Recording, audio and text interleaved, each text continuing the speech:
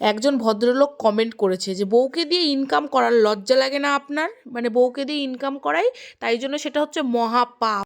তো আপনি আপনার এই মূল্যবান সময়টুকু দিয়ে যে আমাকে এত বড় একটা কমেন্ট লিখেছেন, তার জন্য তো আগে আমি আপনাকে ধন্যবাদ জানিয়ে নিই। আমি এই পেজটা দাঁড় করিয়েছি পুরোটা নিজের দমে। পরে গিয়ে আমার হাজবেন্ড আমাকে সাপোর্ট করেছে।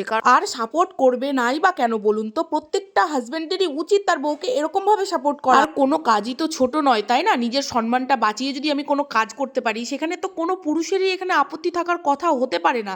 আর আপনি কেমন পুরুষ আমি তো সেটা বুঝতে পারলাম না। আর একটা ছেলে যদি ইনকাম করতে পারে, একটা মেয়ে কেন ইনকাম করতে পারে না? আসলে আপনার মানে মেন্টালিটিটাই হয়তো অনেকটা ছোট।